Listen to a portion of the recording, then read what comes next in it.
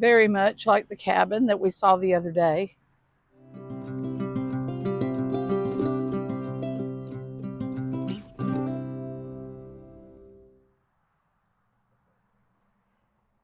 Wow, I have to get my eyes adjusted. The camera adjusted, but my eyes have not.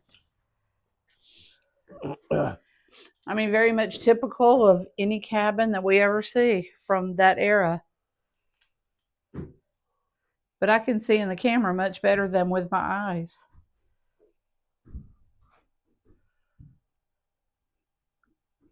Looks bigger inside than it did outside, doesn't it?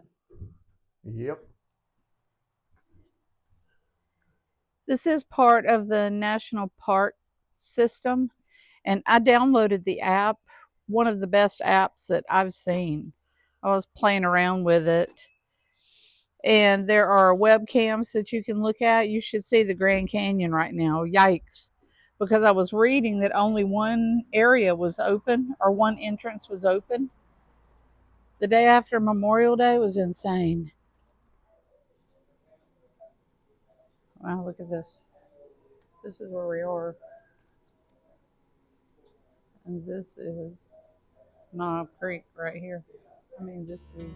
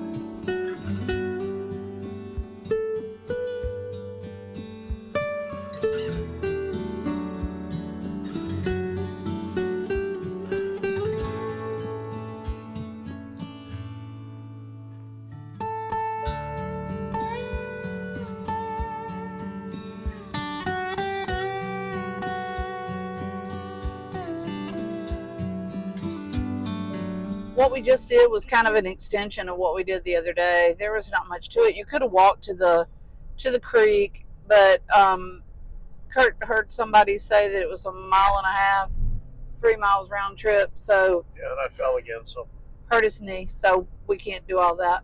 Well, you could, I couldn't. But it was interesting. You know, they were very friendly and very knowledgeable. So stop in there. Very friendly. Yeah. It's very interesting too. So stop in there. I didn't know about Lincoln Logs. Okay, tell the story about Lincoln Logs. Kurt asked about Frank Lloyd Wright's son created the idea of Lincoln Logs when he was messing around with trying to build an earthquake-proof home, and they started marketing the Lincoln Logs, but the ranger didn't know who had the rights to use the Lincoln log, for money purposes. But I thought it was interesting that, they had a thing for Lincoln Logs, but they didn't say anything about it. So I asked about it. But you can stop in over there and, read all of the stuff inside and see some artifacts and things like that. It's very pretty. We stopped by the Lincoln Museum downtown. From the outside, it looks small, but it is 2 floors. We decided to come on upstairs first. This is always the representation of Lincoln as a boy, sitting there with a dog and a book. At least that's what I've seen before. This is interesting. I didn't know this. You can visit Mary Todd's home in Lexington. There's some information on the table over there. So if you're interested in seeing her home, you can visit that in Lexington, Kentucky. We saw the one in, was it Smithsonian or Ford's Theater? The hat. Oh yeah, very creepy. Yeah. I think it was Smithsonian. It may have been, because we saw the actual gun that was used. Yeah. It was so creepy to see. It was dark in there and they had it backlit. That was just really creepy. Around here they have Lincoln Days. So these two are outfits that Jim and Mary Sayer wear when they portray the president and the first lady. Oh, interesting. Come around the corner. Cabin years.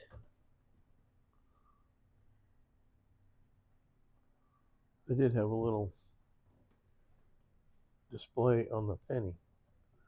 And if you think about it, it's kind of sad that the penny is no longer. I know, penny, we're not going to have pennies any longer. Eventually, The next little area is the Barry Lincoln store. The small frontier store located on a bluff above the Sangamon River in New Salem, Illinois. And then right behind me is like, kind of a replica of it.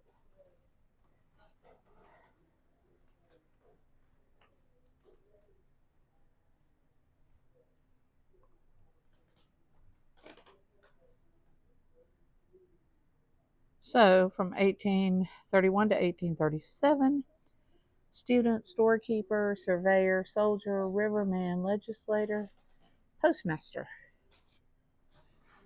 Scene Splee. Scene 3, the rail splitter. In 1816, the Lincoln family moved from the Knob Creek farm in Kentucky and settled on Pigeon Creek, Spencer County, Indiana. Abe was 17.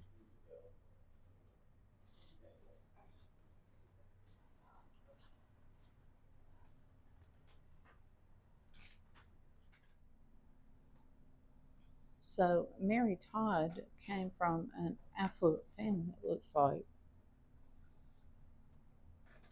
yeah, looks like a nice house. Next section, Lincoln visits Farmington. 1841. During a down period in Lincoln's 3-year courtship of Mary Todd, he journeyed to Louisville to visit his good friend Joshua Speed at his parents' home, Farmington.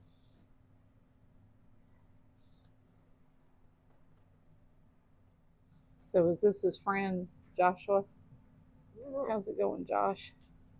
And then of course you scan over here and he's writing. Lincoln Douglas debate. Yeah, Kurt said, and come around here to see the long and the short of it. He said he got that from his dad, right? Oh, yeah. Your dad used to say that? Oh, yeah. Emancipation Proclamation.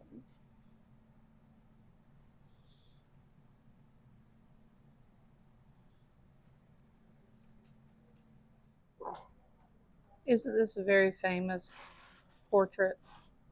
Matthew Brady Studio, February 9th, 1864.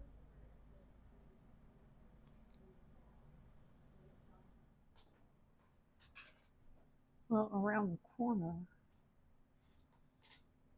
is the next scene. It's the Gettysburg Address in 1863.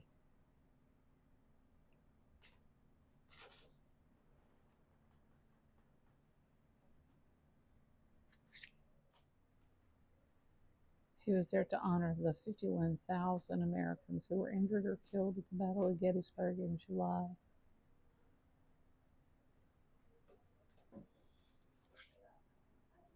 And there's the speech. 271 words. And usually you don't hear anything other than the very first paragraph. But there it is if you want to pause it and read it. Then there is the second inauguration, 1865, March 4th.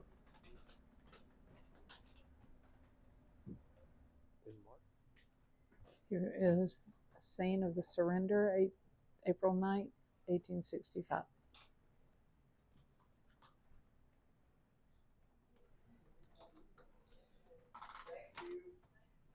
And we all know what happened here. April 14th, 1865, Ford's Theater. And we've been to Ford's Theater. If you've never been, when you go to Washington, make sure you go. It's pretty interesting. So if you're here, stop by and see it. Admission is $8, but if you're a senior over 60, it's $6. Museum closes at 4:30, and it's really confusing when you're in Kentucky because part of it is Central Time, part of it is Eastern Time. And where we're staying is Central Time. Yeah. But here, which is like 15 miles away, is Eastern Time. And they really embrace Lincoln here. Yep. We're in Hodgenville, Kentucky. So we've got Lincoln National Bank, and then we've got Abe 93.7. We just finished with the Abe Lincoln Museum. And what is it? Hodgenville, Kentucky. Hodgenville. I didn't even realize this was over here, but you go in on the other side. But this Right. little area is really neat here. Lots of little storefront things. Display area. So if you're in the area, stop by and do it. Yeah, it's worth it. It was $6 for us, $8 for Right. I had already mentioned youngins. that. Yeah, as I was leaving the museum, but it's $8 and it's $6 if you are a senior 60 or older. So if you're here, stop in. We earned it. Yep, I guess so. So we're going to see you in the next video. Take care. Bye.